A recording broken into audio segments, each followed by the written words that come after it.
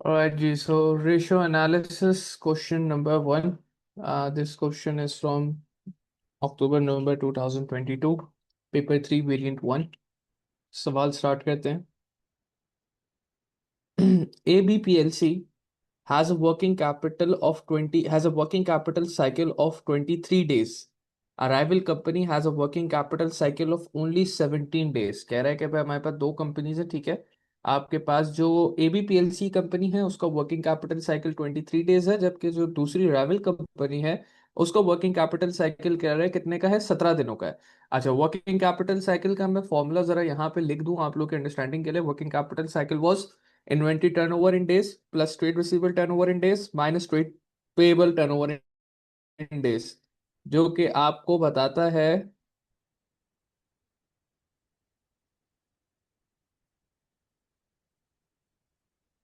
मेरी आवाज स्क्रीन आ रही है, डिस्कनेक्ट हो गई है. सर आवाज आ रही है, स्क्रीन हट गई।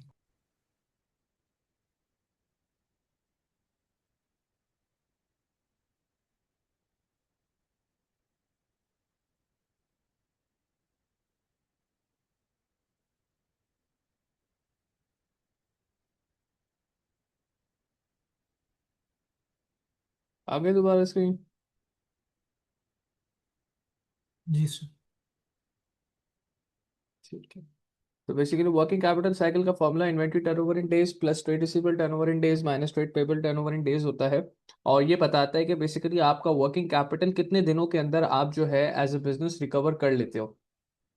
सो कहता है पार्ट ए के अंदर state what is measured by the working capital cycle. तो बहुत ही आसान सा सवाल उसने पूछ लिया. हम इसको कह देंगे कि भाई it measures the time between a business paying it's trade payables for inventory and receiving the funds from trade receivable. यानी कि जो फॉर्मूला मैंने आपको ऊपर लिखवाया, inventory turnover in days plus trade receivable turnover in days minus trade payable turnover in days, कि एक business को जो है वो अपने ट्रेड पेबल्स को रीपे करने में जो उसने इन्वेंट्री खरीदी थी कितना टाइम लगता है after receiving fund from trade receivable. So basics उसकी फॉर्मूला की जो है ये एक्सप्लेनेशन हो गई. इसको और आप वास्ट कर सकते थे इसकी एक्सप्लेनेशन को, लेकिन एक मार्क के उसने बोला था तो हमने उसको एक पॉइंट लिख के दे दिया, वरना इसको एक्सप्लेनेशन को हम और ज्यादा एक्सटेंड करवा सकते थे. खैर, पार्ट बी में कहता है explain two reasons why ABPLC working capital cycle is longer that of a rival. अच्छा, अब ये आ गया आपका इंटरप्रिटेशन का सवाल कि भाई एबीपीएलसी की वर्किंग कैपिटल साइकिल 23 दिन है और राइवल की जो है वो सिर्फ 17 दिन है. तो ऐसा क्यों है, एबीपीएलसी की वर्किंग कैपिटल साइकिल क्यों ज्यादा है? वर्किंग कैपिटल साइकिल ज्यादा होने के कुछ मल्टीपल रीजन हो सकते हैं, जिसमें पहला रीजन ये है कि भाई हो सकता है आपका माल लेट बिक रहा हो, यानी आपका इन्वेंट्री टर्नओवर इन डेज ज्यादा हो. अगर तो आपका इन्वेंट्री टर्नओवर इन डेज ज्यादा है तो फिर अपेरेंटली आपका वर्किंग कैपिटल साइकिल ज्यादा ही होगा या लॉन्गर ड्यूरेशन का होगा. या फिर आपको ट्रेड रिसीवेबल से कलेक्शन करने में ज्यादा टाइम लग रहा हो. तो अगर ट्रेड रिसीवेबल से कलेक्शन करने में ज्यादा टाइम लग रहा है तो अपेरेंटली अगेन आपका जो वर्किंग कैपिटल साइकिल है वो लॉन्गर होगा. या फिर हम ये कह सकते हैं कि आप ट्रेड का जो ट्रेड पेबल टर्नओवर है वो बहुत शॉर्ट हो, यानी कि आप ट्रेड पेबल को बहुत जल्दी पैसे पे कर रहे हो, तो भी ये एक रीजन है कि आपका वर्किंग कैपिटल साइकिल क्या है, आपका वर्किंग कैपिटल साइकिल बहुत ज्यादा बड़ा है. या ये कह लो कि कंपैरेटर के हिसाब से आपका वर्किंग कैपिटल साइकिल जो है वो थोड़ा सा उसकी जो ड्यूरेशन है वो लॉन्गर है. तो ये जो तीन बातें मैंने आपको बताई ना, जो फॉर्मूला से ही निकाली कि भाई इन्वेंट्री टर्नओवर ज्यादा होगा तो वर्किंग कैपिटल साइकिल ज्यादा हो सकता है, ट्रेड रिसीवेबल टर्नओवर ज्यादा होगा तो भी वर्किंग कैपिटल साइकिल ज्यादा हो सकता है, या ट्रेड पेबल टर्नओवर कम होगा तो भी आपका वर्किंग कैपिटल साइकिल ज्यादा हो सकता है. यही बातें हम यहाँ नीचे लिख देंगे. सो उसने दो रीजंस मांगे थे तो हम दो, अच्छा, दो रीजंस मांगे हैं, लेकिन दो दो मार्क के मांगे हैं. टोटल 4 मार्क का है और उसने दो रीजन मांगे हैं, यानी कि जो भी रीजन मैं दूं तो मैं सिर्फ ये बात कह के अपनी जान नहीं छुड़ा सकता कि मैं उसको कहूं कि यार ट्रेड रिसीवेबल टर्नओवर ज्यादा है इस वजह से आपकी वर्किंग कैपिटल साइकिल भी लॉन्गर है. ये बात कहूंगा तो सिर्फ एक मार्क मिलेगा. मुझे फिर उसके पीछे का अंडरलाइंग रीजन भी बताना पड़ेगा कि भाई ट्रेड रिसीवेबल टर्नओवर ज्यादा है तो क्या वजह है आपके ट्रेड रिसीवेबल टर्नओवर के ज्यादा होने की. आपकी क्रेडिट पॉलिसी स्ट्रांग नहीं है, आप कस्टमर को बहुत लंबी क्रेडिट ड्यूरेशन दे रहे हो, क्या मसला है, ठीक है. तो वो दूसरा पॉइंट लेने के लिए मुझे उसको भी एक्सप्लेन करना पड़ेगा कि ट्रेड रिसीवेबल टर्नओवर बिजनेस का ज्यादा है तो क्या पॉसिबल रीजन हो सकता है. ऑब्वियसली एग्जैक्ट रीजन मुझे नहीं पता क्योंकि बिजनेस के बारे में इतनी इंफॉर्मेशन नहीं गिवन, लेकिन जो पॉसिबल रीजन है उसको मुझे एक्सप्लेन करना होगा. And same goes for inventory turnover as well. अगर मैं कह रहा हूँ ना कि आपका वर्किंग कैपिटल ज्यादा लंबा इस वजह से है कि आपका इन्वेंट्री टर्नओवर जो है वो इन डेज थोड़ा सा प्रोलॉन्ग है या उसकी ड्यूरेशन ज्यादा है, तो मुझे बताना होगा कि इन्वेंट्री टर्नओवर की ड्यूरेशन क्यों ज्यादा हो सकती है. तो मैंने देखे पहले पॉइंट में ये लिखा, inventory turnover might be longer than the competitor This may be due to large levels of inventory holding in the business, which would cause average inventory to go up.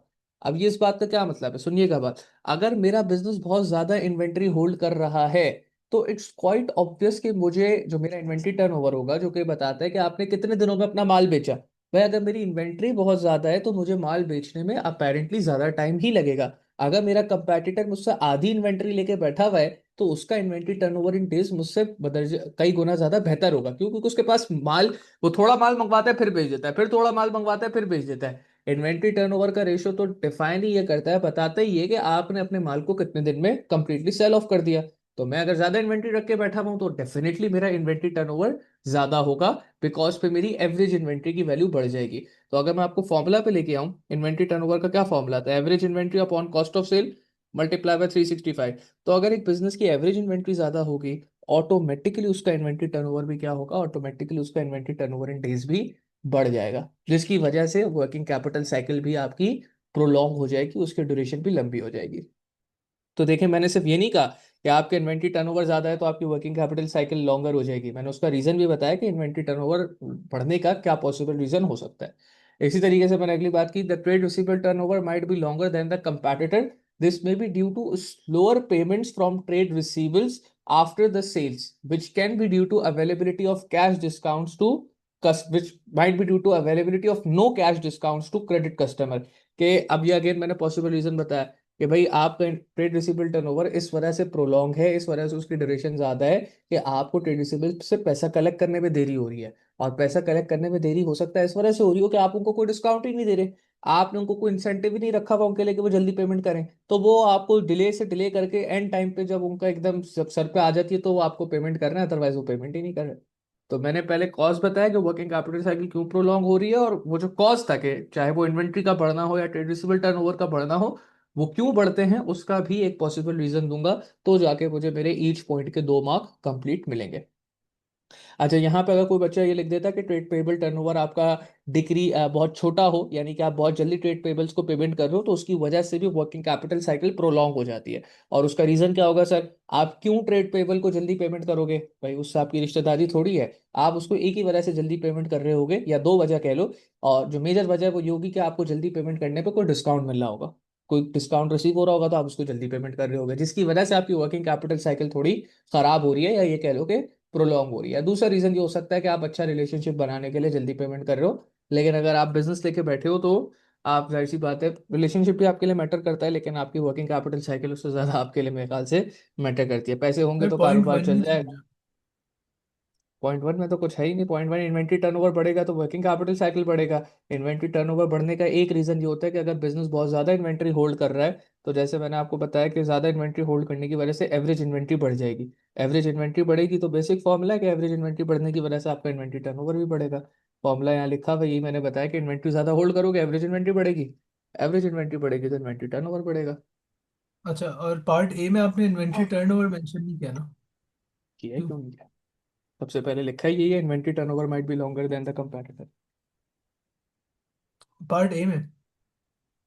Part A में, हाँ, मैंने inventory turnover, मैंने वही बात बोला कि एक mark की डेफिनेशन है, तो मैं इसके अंदर बिल्कुल इन्वेंट्री टर्नओवर मैं इसको और एक्सटेंड कर देता। इसको मैं अगर बहुत डेफिनेट तरीके से कह रहा होता तो मैं कहता it is the time taken to first sell of the inventory completely on credit, and then the time added which will be taken for recovering the money from trade receivable minus the time or subtracted the time of payment that you take to pay your trade payables। तो वो तो उसको जितना define करना चाहो मैं कर सकता हूँ, लेकिन ये एक मार्क के लिए था, तो मुझे मेरा मार्क यहाँ पे मिल जाएगा। तो आप मार्किंग सीबीएस अच्छा, की जाके चेक कर सकते हो, उसमें मल्टीपल आंसर्स एक एक मार्क के लिखे हुए होंगे। सही। वैसे ये तीन चीजें होती हैं सिर्फ वर्किंग कैपिटल साइकिल। वैसे ये 3 चीजें होती है जो मैंने सबसे पहले आपको फॉर्मूला दिखाया। अच्छा जी। ABPLC provided the following further information for the year ended 31st December 2021 and the previous year ended 31st December 2020। 2 सालों की इंफॉर्मेशन है हमारे पास। नंबर ऑफ शेयर्स जो इशू हुए हैं वो प्रोवाइडेड है। दोनों सालों का प्रॉफिट गिवन है, दोनों सालों का डिविडेंड पेड गिवन है, दोनों सालों में जो शेयर की मार्केट प्राइस थी वो भी गिवन है। The directors had decided to expand the business and therefore issued the additional ordinary shares of on 1st January 2021। अच्छा, वो दिख भी रहा है। 2020 में आपका शेयर कैपिटल 5 लाख था, 2021 में 7 लाख है, तो इसका मतलब आपने 2 लाख का शेयर इशू किया है during this year 2021। And there were no propose dividend for there were no propose dividends at the year end, कह रहा है कि ईयर एंड पे हमारे पास कोई प्रपोज डिविडेंड नहीं थे। ठीक है। आगे कहता है complete the following table, state the formula use to calculate each of the ratios, also calculate each ratio for both 2021 and the previous year 2020, give your answers to two decimal places. सबसे पहले कहता है earnings पर share निकाल के दो। Easy, we know total earnings divide by total number of shares. We can also say profit for year divide by total number of shares. 2020 का profit था 2,47,000, 2021 का है 3,19,000। और जो ऑर्डिनरी नंबर ऑफ शेयर्स थे वो तो 2020 में 5 लाख थे और 2021 में 7 लाख है। तो as the formula goes on, profit for year divided by number of share. तो 2020 के लिए profit 2,47,000, 247,000 divide by number of shares 5 lakh, 2020 का ईपीएस आ गया। तो 2021 के लिए प्रॉफिट के प्रॉफिट, अलावा कोई एग्जांपल दे सकते हैं अर्निंग्स का? अगर आ जाए तो वो ऐड करना होगा ना सब। प्रॉफिट ही नहीं नहीं, प्रॉफिट ही जो फाइनल प्रॉफिट फॉर ईयर है उसके अंदर कुछ एक्स्ट्रा ट्रैक नहीं होगा। हाँ, अगर profit from tax, profit operating profit है तो फिर वो तुम्हें पता है इंटरेस्ट और टैक्स माइनस करा के प्रॉफिट फॉर ईयर निकालना है, लेकिन प्रॉफिट फॉर ईयर ही जाएगा। जो फॉर्मूला है उसके अंदर हम लिखते हैं अर्निंग्स है, कहते हैं अर्निंग्स पर शेयर है, बट अपेरेंटली एक कंपनी की, एक शेयर होल्डर की अर्निंग वही है जो कंपनी का प्रॉफिट है, तो प्रॉफिट फॉर ईयर ही जाएगा, उसके अंदर कुछ एक्स्ट्रा ट्रैक नहीं होगा। केवन दैट वो तुम, मैंने अच्छा। बताया ऑपरेटिंग प्रॉफिट से ना स्टार्ट कर रहे हो। तो दोनों सालों का प्रॉफिट डिवाइडेड बाय दोनों सालों के ऑर्डिनरी शेयर्स का नंबर, हमारे पास जब दोनों को डिवाइड किया तो 2020 का ईपीएस $0.49 आ रहा है और 2021 का ईपीएस हमारे पास $0.46 आ रहा है। देन अगला रेशो डिविडेंड पर शेयर का अरे बहुत तो सिंपल आप है। वो जो कह रहे थे कि अगर एक कंपनी किसी और कंपनी में इन्वेस्ट कर रही है तो उसका जो रिटर्न ऑन इन्वेस्टमेंट है वो वो सब आ प्रॉफिट में ही जाता है, आएगा? वो सब अदर इनकम के अंदर आता है ना। आपकी वो अच्छा, इनकम है सही वो है। अदर इनकम के अंदर आएगा। जिस तरीके से रेंट रिसीव होता है, जगह दी हुई है रेंट पे, तो वो उसका रेंट रिसीव अदर इनकम में आ जाएगा। किसी कंपनी में इन्वेस्ट किया होगा, उससे डिविडेंड मिला है, वो भी अदर इनकम में आ जाएगा। अच्छा, डिविडेंड पर शेयर अब आपका किस तरीके से निकलेगा, total dividend pay divide by total number of shares. तो अगेन नंबर ऑफ शेयर्स तो हमने देख लिया 5 लाख 7 लाख, डिविडेंड पेड 2020 में 1,20,000, 2021 में 1,60,000। तो 120 डिवाइड बाय 5 लाख, 2020 का डीपीएस $0.24 है और 2021 का डीपीएस हमारे पास $0.23 है। Then third ratio is price to earnings ratio.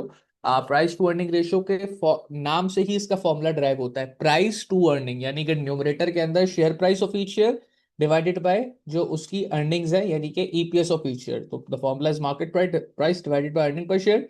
Market price हमारे पास दोनों सालों की गिवन है, 2020 की 1.93 थी, 2021 की 2.19 है, और ईपीएस अभी हमने इसी पार्ट में कैलकुलेट किया। तो 2020 के लिए 1.93 डिवाइड बाय 0.49, और 0.49 में कहाँ से लेके आया हूँ, ये जो मैंने यहाँ पे अर्निंग पर शेयर कैलकुलेट करी थी 2020 की $0.49, दोनों को डिवाइड किया तो 2020 का प्राइस टू अर्निंग रेशियो 3.94 है, और 2021 के लिए प्राइस जो थी वो 2.19 गिवन थी, और ईपीएस मैंने निकाला हुआ इस पार्ट में 0.46 का। तो 2.19 डिवाइड बाय 0.46, आपके पास 2021 का ईपीएस आ गया, 2021 का प्राइस अर्निंग रेशियो आ गया 4.76 times. Price earning sir, ratio जब आपको भी क्या पर बताता शेयर है? होता है तो total number of shares denominator होता है। सॉरी, फिर से बोलो। मैं कह रहा हूँ जब भी पर शेयर होता है, जैसे इसमें डिविडेंड पर शेयर है, तो total number of shares denominator होगा। हम्म, ऐसा ही है। ऐसा ही है। अच्छा, प्राइस अर्निंग रेशियो अब आपका पहले साल 2020 का 3.94 है, 2021 का 4.76 है। जो प्राइस अर्निंग रेशियो का इंक्रीज है वो बताता है कि इन्वेस्टर का जो कॉन्फिडेंस है कंपनी में ओवर द लॉन्ग रन ये बढ़ गया है। हाउएवर जो पे बैक पीरियड है वो भी लंबा हो गया है, वो भी उसकी ड्यूरेशन भी लॉन्गर हो गई है, जो कि अपेरेंटली उस इन्वेस्टर के strong confidence in the company को रिप्रेजेंट करता है। अच्छा, फिर आ जाते हैं डिविडेंड यील्ड के ऊपर। डिविडेंड यील्ड, अगेन यील्ड के अंदर मैंने आपको बताया था, जब भी यील्ड की बात हो रिटर्न और इन्वेस्टमेंट होता है उसमें मार्केट प्राइस इन्वॉल्व होती है। So dividend yield is basically dividend paid and propose divided by market price multiply by 100। ये बात याद रखिएगा कि डिविडेंड यील्ड निकालते वक्त आप जो डिविडेंड की अमाउंट लेंगे वो पेड प्लस प्रोपोज वाली लेंगे। अभी इस सवाल में तो कोई प्रोपोज डिविडेंड की अमाउंट है ही नहीं, तो बस जो पेड डिविडेंड है आप वही लेंगे। लेकिन जैसे कि यहाँ लास्ट एडजस्टमेंट में आप देखो, एडजस्टमेंट 3 में उसने कहा था there were no propose dividends at the year end. ठीक है, अगर वो यहाँ पे ये इस बात की जगह कुछ और लिख देता और कह देता कि भाई फला साल का डिविडेंड प्रोपोज इतना था और फला साल का इतना था, तो फिर जब हम डिविडेंड यील्ड निकाल रहे होते तो फिर हम सिर्फ जो ऊपर पेड वाली अमाउंट थी ना, डीपीएस वाली अमाउंट, सिर्फ इसको नहीं लेते बल्कि इसके अंदर प्रोपोज्ड अमाउंट भी ऐड करा लेते। ठीक है, ये आपने 2020 का डीपीएस निकाला है 20.24 और 2021 का 0.23 निकाला है। डिविडेंड यील्ड निकालते वक्त अगर कोई प्रपोज डिविडेंड पर शेयर होता तो वो भी ऐड हो जाता और फिर उसके बाद market price of each share divide होता। इस केस में क्योंकि हमसे कह दिया गया है कि भाई कोई हमारे पास जो है वो प्रोपोज डिविडेंड है ही नहीं, तो whatever is the dividend paid that we will treat in the formula, और प्रोपोज डिविडेंड जीरो हो जाएगा। तो डिविडेंड यील्ड के लिए 2020 की 0.24 का डिविडेंड था, डिवाइडेड बाय जो मार्केट प्राइस है 1.93 की, मल्टीप्लाई बाय 100, तो 2020 की डिविडेंड यील्ड 12.44% आ जाएगी। 2021 में हमने डिविडेंड पर शेयर पे किया है $0.23 का, और मार्केट प्राइस है कितनी, $2.19, टाइम्स 100, आपके पास 2021 की डिविडेंड यील्ड 10.5% निकल कर आ गई। तो ये बात बस आपने याद रखनी है कि आप जब भी डिविडेंड यील्ड निकालेंगे, न्यूमरेटर के अंदर डिविडेंड पेड के साथ साथ अगर कोई डिविडेंड प्रपोज है तो वो भी ऐड किया जाएगा। इसके अलावा और भी जितनी जगहों पे डीपीएस इस्तेमाल होगा वहां पे सिर्फ पेड डिविडेंड को आप काउंट करोगे, यानी कि जो डीपीएस डिविडेंड पर शेयर जो आप पे कर चुके हो, सर तो यहाँ पे जब आप डिविडेंड यील्ड जो डिफरेंट है उसका क्या मतलब है इसका? किस चीज का मतलब, डिविडेंड यील्ड का क्या यूज है? डिविडेंड यील्ड आपको रिटर्न बता रही है ना कि अगर आप आज एक लेट से यहाँ पे जैसे ये शेयर है, अगर किसी बंदे ने $1.93 का 2020 में लिया था, तो उसको उसकी 1.93 की इन्वेस्टमेंट पर शेयर के ऊपर 12.44% का सालाना डिविडेंड मिलेगा। तो ये एक तरीके का रिटर्न है ना जो उसको मिल रहा है डिविडेंड की फॉर्म में। अच्छा। मैं अगर 100 रुपए का शेयर लेता हूँ, मुझे 10 रुपए का डिविडेंड मिलता है, तो 10/100 टाइम्स 100, 10% इसकी डिविडेंड यील्ड है, जो कि बता रहा है कि मेरे 100 रुपए के शेयर के ऊपर मैं 10 रुपए का डिविडेंड हर साल कमा रहा हूँ, अच्छा सर, सिंपल। पर इसमें मार्केट प्राइस क्यों और फेस वैल्यू क्यों नहीं? मार्केट प्राइस इसलिए क्योंकि बेटा ये इन्वेस्टमेंट रेशियोज है, यहाँ पे आप देखो कोई किसी भी रेशियो के अंदर फेस वैल्यू का इस्तेमाल नहीं हुआ, क्योंकि आप एज ए इन्वेस्टर जब जाते हो शेयर खरीदने, आपको फेस वैल्यू पे शेयर थोड़ी मिलता है, आपको मार्केट प्राइस पे शेयर मिलता है। तो यहाँ पे अभी इन्वेस्टमेंट रेशियो के अंदर आप जब भी इन्वेस्टमेंट करते हो आपको मार्केट प्राइस पे इन्वेस्टमेंट करनी पड़ती है, फेस वैल्यू तो आपके लिए एज ए इन्वेस्टर रिलेटेड नहीं है।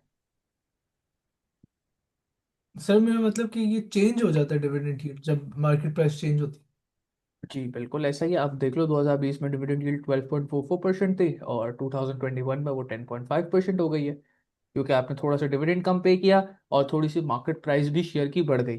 तो अगर मार्केट प्राइस शेयर की बढ़ गई और उस हिसाब से डिविडेंड नहीं बढ़ता, तो ऑब्वियस सी बात है कि जो नया शेयर होल्डर है जिसने हायर प्राइस के ऊपर शेयर को खरीदा है, उसके लिए डिविडेंड यील्ड क्या है, उसके लिए डिविडेंड यील्ड कम है।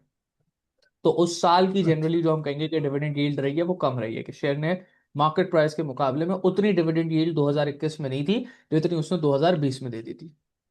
सही है। तो ये आपके चार आसान से मेरी नज़र में रेशोज थे जिसके उसने 12 मार्क्स रखे हुए थे। आफ्टर दैट पार्ट डी के अंदर वो कुछ थ्योरी पूछता है। Discuss why the ratios in part C and the market price of the shares change between 2020 and 2021। तो वो कह रहे हैं कि भाई सी के अंदर आपने जो रेशियोज निकाले, ठीक है, वो and the market price of the share, जो मार्केट प्राइस है शेयर्स की, वो व्हाई इट हैज चेंज, पूछा उसने बिटवीन 2020 एंड 2021। तो अगर मैंने चार रेशोज निकाले हैं ना, तो मुझे चारों पे डिस्कशन करनी है। कितने मार्क्स का है, 6 मार्क का है। तो चारों रेशोज पे मुझे डिस्कशन करनी है कि उनके अंदर क्या चेंजेस आए हैं। ईपीएस की बात करी जाए तो ईपीएस तो डिक्रीज हुआ है, 0.49 से 0.46 पे आ गया। ईपीएस क्यों डिक्रीज हुआ है भाई, ईपीएस डिक्रीज होने का एक रीजन तो ये है कि आपने जो over the year number of shares जो इशू किए हैं, आपने 2 लाख शेयर्स इशू किए, विच मीन्स के रफली रफली आपने 5 लाख के मुकाबले में अगर कंपेयर कराओ तो 5 लाख के ऊपर आपने 40% फर्दर शेयर्स इशू किए, जबकि आपकी अर्निंग्स 40% से नहीं बढ़ी। ईपीएस का फॉर्मूला है profit for year divide by total number of share. तो जब आप 2020 से 2021 में गए हो, आपका टोटल नंबर ऑफ शेयर तो 40% से बढ़ गया, लेकिन आपकी अर्निंग्स 40% से नहीं बढ़ी, जिसकी वजह से आपका ईपीएस डिक्रीज हो गया, simple as that. And then जब आप डिविडेंड पर शेयर की बात करोगे, तो डिविडेंड पर शेयर के लिए जो पॉसिबल रीजन जो हमें दिखता है कि भाई जाहिर सी बात है, जब आपने पर शेयर के ऊपर आपकी अर्निंग कम हुई है, तो ऑब्वियसली डिविडेंड भी पर शेयर के ऊपर कम ही होना था। ऐसा पॉसिबल नॉर्मल केसेस के अंदर नहीं होता कि आपको कि कंपनी की अर्निंग कम हो रही है और उसका डिविडेंड पर शेयर बढ़ता जा रहा है। तो अर्निंग कम हुई है तो आपका डिविडेंड पर शेयर भी कम हो गया। प्राइस अर्निंग रेशियो की बात करी जाए तो वो जो है वो देखा जाए तो 3.94 से 4.76 पे गया है, जो कि इंक्रीज इन्वेस्टर कॉन्फिडेंस को रिप्रेजेंट कर रहा है। Might be possible it is because of the reason कि भाई कंपनी ने अभी एक्सपेंशन किया ना, 2 लाख शेयर्स इशू करके कंपनी ने एक्सपेंशन किया है। तो हो सकता है अभी उसके एक्सपेंशन के जो रिजल्ट्स हैं वो अगले साल ही थोड़ी आ जाएंगे भाई। 2021 में उन्होंने पैसा रेज किया, उन्होंने किसी प्रोजेक्ट में पैसा लगाया, तो 2021 में थोड़ी रिकवरी आ जाएगी। हो सकता है रिकवरी 2022, 23, 24, 25 आगे के सालों में आए। तो इस वजह से इन्वेस्टर बड़े इत्मीनान और कॉन्फिडेंस के साथ बैठे हैं कि भाई अभी इधर इन्वेस्टमेंट हुई है, अभी इधर रिटर्न आएगा, which is reflected by the increase in price earning ratio. Dividend yield की बात करी जाए तो वो डिविडेंड यील्ड आपकी कम हुई है, बिकॉज बहुत ही ऑब्वियस सा रीजन, जैसे ऊपर बात की कि एक तो डिविडेंड कम हुआ है, ऊपर से मार्केट प्राइस बढ़ गई है। जब एक चीज की मार्केट प्राइस बढ़ रही है और जो उसको आपको, जब आप जिस प्राइस पे खरीद रहे हो अगर 2021 में शेयर, वो प्राइस बढ़ गई है और डिविडेंड जो है वो आपको पिछले साल के मुकाबले में इस साल कम मिला है, तो ऑब्वियसली बात है आपकी डिविडेंड यील्ड ने कोई बढ़ना नहीं है, डिविडेंड यील्ड कम हो नहीं हो, वो कम होते हुए दिख रही है। तो इन्हीं बातों को हमने डिस्कस किया। अच्छा, उसने मार्केट प्राइस भी कहा था कि इसके साथ साथ मार्केट प्राइस भी बताओ क्या क्या चेंज है। तो मार्केट प्राइस हमने देखा कि मार्केट प्राइस ऊपर की तरफ गई है, जिसका एक रीजन स्ट्रॉन्ग इन्वेस्टर कॉन्फिडेंस ही होगा कि भाई इन्वेस्टर अपनी कंपनी के ऊपर कॉन्फिडेंट है, वो जो है वो थोड़ी से ईपीएस के डिक्रीज या डीपीएस के डिक्रीज से डर नहीं रहा, वो कॉन्फिडेंट है, शेयर की डिमांड मार्केट में अपनी जगह है, जिसकी वजह से उसकी मार्केट प्राइस बढ़ गई है। तो इसी बात को हमने यहाँ डिस्कस किया। Earnings per share has fallen over the year, even though the total profits of the company has increased, but this increase was not in proportion to the increase in number of shares। जो मैंने अभी बात आपको समझाई थी कि भाई number of shares 40% से बढ़े हैं, आपके प्रॉफिट 40% से नहीं बढ़े। प्रॉफिट आपका बढ़ा है बट 40% से नहीं बढ़ा, जिसकी वजह से जो इम्पैक्ट पड़ा वो किधर पड़ा, जिसकी वजह से इम्पैक्ट ये पड़ा कि भाई आपका जो क्या कहते हैं ईपीएस है, वो ओवर द ईयर जब आप कंपेयर कराओ तो वो ओवर द ईयर क्या हुआ है, वो ओवर द ईयर डिक्रीज हो गया है। मेरी स्क्रीन फिर से चली गई है। चलिए खैर, इसको मैं डिस्कस कर रहा था, सवाल मैंने बता दिया, इसकी स्क्रीन में दोबारा शेयर कर दूंगा। इसकी डिस्कशन अगर आगे ईपीएस के बाद अगर नेक्स्ट बात करें, तो ईपीएस के बाद नेक्स्ट कौन सा रेशो था?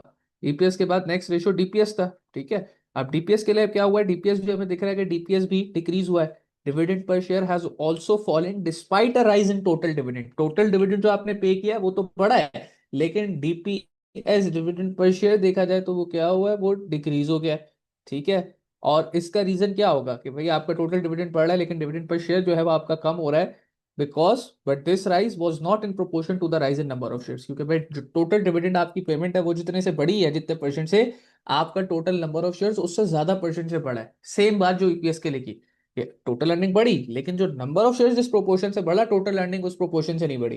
And same goes for DPS, total dividend बढ़ा लेकिन जो आपका नंबर ऑफ शेयर्स जिस प्रोपोर्शन से बढ़े हैं, जिस परसेंटेज से बढ़े हैं, आपकी अर्निंग, आपका डिविडेंड जो है वो उस प्रोपोर्शन से नहीं बढ़ा है। ठीक है, ये दो शेयर्स के ऊपर बात हो गई, दो रेशियोज के ऊपर बात हो गई, ईपीएस और डीपीएस। उसके बाद प्राइस अर्निंग रेशियो था, ठीक है। प्राइस अर्निंग रेशियो के ऊपर अगर आप जाओ, तो प्राइस अर्निंग रेशियो में क्या बात है, प्राइस अर्निंग रेशियो हमने देखा था इंप्रूव हुआ है, और प्राइस अर्निंग रेशियो की इंप्रूवमेंट आप किस स्क्रीन वजह भी से हुई शेयर थी? कर सकते हाँ मैंने कर दी स्क्रीन शेयर, वो टेम्पररी गई थी। प्राइस अर्निंग रेशियो के लिए हम क्या कहेंगे, price earning ratio has increased which represents boosted confidence of investors in the future prospects of the company. क्योंकि भाई जिस इन्वेस्टर ने अभी देखा है कि हमारी कंपनी, इन्वेस्टर्स को ये लगता है कि इस कंपनी ने जो है आगे ग्रो करना है, जिसकी वजह से स्ट्रॉन्ग डिमांड है शेयर की, और उसी वजह से उसकी मार्केट प्राइस बढ़ रही है, और प्राइस अर्निंग रेशियो क्या है, प्राइस अर्निंग रेशियो भी उसका इंक्रीज हुआ है। फिर था dividend yield. Dividend yield has fallen which is due to fall in DPS, जो कि हमने पीछे अभी डिस्कस भी किया कि डीपीएस डिक्रीज हुआ है, and a rise in market price of share. और rise in market price of share भी डिस्कस हो गया कि इन्वेस्टर का कॉन्फिडेंस कंपनी के फ्यूचर प्रोस्पेक्ट्स में बहुत स्ट्रांग है। तो फिर dividend yield has fallen, which is due to a fall in DPS and a rise in market price of share. The rise in confidence of shareholders in company's future lead to more buying of shares, which increase the demand for the shares, which ultimately rise the market price of the share। तो बात क्योंकि उसने कही थी ना कि share price के ऊपर भी डिस्कस करो कि क्यों बढ़ी है, तो शेयर प्राइस डिस्कस करने का एक ही रीजन यहाँ पे बहुत ऑब्वियसली दिख रहा है कि भाई ईपीएस डीपीएस के हिसाब से तो इतना अच्छा मामला नहीं है, लेकिन प्राइस अर्निंग रेशियो हमें बता रहे हैं कि इन्वेस्टर का confidence in the company increase हुआ, और अगर इन्वेस्टर का कॉन्फिडेंस इंक्रीज हुआ है तो वो शेयर खरीदेगा। जब वो शेयर खरीदेगा, शेयर की डिमांड बढ़ेगी, और शेयर की जब डिमांड बढ़ेगी तो उसकी मार्केट प्राइस भी इंक्रीज होगी, जैसा कि हमें इस केस के अंदर क्लियरली दिख रहा है। तो ये पूरी 6 मार्क की डिस्कशन थी। जो पॉइंटर्स हम ऊपर ही डिस्कस करते हुए आ रहे थे वो सारे पॉइंटर्स हमने यहाँ पे बता दिए कि जो चेंज आया है उस चेंज के पीछे क्या पॉसिबल छुपा हुआ रीजन है। देन पार्ट ई पे अगर आप आए, ABPLC's financial statement for 2021 were not available until 1st October 2022. Explain why the date of publication affects the usefulness of ABPLC's financial statement. अच्छा, इसका ईयर एंड कुछ बताया था हमें? इसका ईयर एंड उन्होंने कहा है, हाँ 31 दिसंबर है। 31 December two actually thousand twenty business one क्या? को 31 दिसंबर को उसका बिजनेस ईयर जो है वो एंड हो रहा है। वो कह रहा है कि 1 अक्टूबर 2022 तक फाइनेंशियल स्टेटमेंट्स अवेलेबल नहीं थे।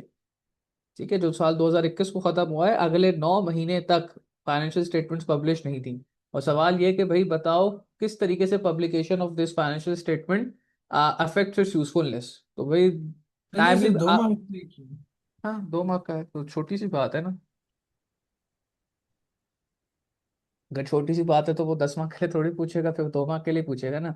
टाइमली इंफॉर्मेशन आपको अपने स्टेक होल्डर्स को देना इसलिए इंपॉर्टेंट होता है ताकि आपके स्टेक होल्डर सही टाइम पे सही डिसीजन ले सके। चाहे वो इन्वेस्टर हो, वो फर्दर इन्वेस्टमेंट प्लान कर रहा है तो वो इन्वेस्टमेंट प्लान कर ले। सप्लायर हो तो वो माल देना है नहीं देना प्लान कर ले। बेसिकली हर बंदा, जिसका जो भी आपका स्टेक होल्डर है, वो अपनी जो डिसीजन मेकिंग है उसको टाइमली कर सके। ठीक है। और इस केस में आपने उनको 9 महीने तक जो है वो कोई कंपनी से रिलेटेड इंफॉर्मेशन नहीं दी है, जो कि इन्वेस्टर्स को या आपके ये कह लिया जाए कि ओवरऑल स्टेक होल्डर्स को काफी ज्यादा रिलक्टेंट करेगा इन मेकिंग देयर डिसीजन। यहाँ मैंने इन्वेस्टर लिखा हुआ है तो इन्वेस्टर इन्वेस्ट करता है तो वो इन्वेस्टमेंट के डिसीजन में रिलक्टेंट होगा। सप्लायर की बात करो तो सप्लायर आपको माल देने के डिसीजन में रिलक्टेंट होगा। इसी तरीके से गवर्नमेंट जो है उसको नहीं पता चलेगा आप पे क्या टैक्स चार्ज करना है। तो जो भी स्टेक होल्डर थे वो अपनी डिसीजन मेकिंग, अगर आप टाइमली फाइनेंशियल स्टेटमेंट्स पब्लिश नहीं करोगे तो वो नहीं ले पाएंगे। और जो रेगुलेटिंग बॉडी होगी वो डेफिनेटली आपके ऊपर फिर पेनल्टी भी चार्ज करेगी, वो आपको फाइन चार्ज करेगी अगर तो आप टाइमली बेसिस पे अपनी फाइनेंशियल स्टेटमेंट्स को पब्लिश नहीं करते हो तो खैर यहाँ उसका इम्पैक्ट नहीं पूछा था कि इसका क्या इम्पैक्ट है। उसने सिर्फ बोला कि वो usefulness of A be financial statement को किस तरीके से इम्पैक्ट करेगा, तो हमने यूजफुलनेस तक की बात की। लेकिन अगर इफेक्ट की बात करी जाए तो जो रेगुलेटर होगा इनके ऊपर डेफिनेटली कोई पेनल्टी या फिर जो है कुछ ना कुछ फाइन चार्ज करेगा कि इन्होंने टाइमली जो है वो फाइनेंशियल स्टेटमेंट्स को पब्लिश नहीं किया। तो सर दैट हम ये वाज भी योर बोल सकते हैं स्टेटमेंट। कि रेप्यूटेशन खराब हो जाएगी। हाँ बिल्कुल बिल्कुल बिल्कुल ऐसे ही है। क्या भाई, स्टेक होल्डर बहुत कंफ्यूज हो जाएगा ना कि कंपनी में ऐसा क्या चल रहा है कि भाई जो है वो बेसिक काम जो अपना फाइनेंशियल स्टेटमेंट पब्लिश करने का है वो पब्लिश नहीं कर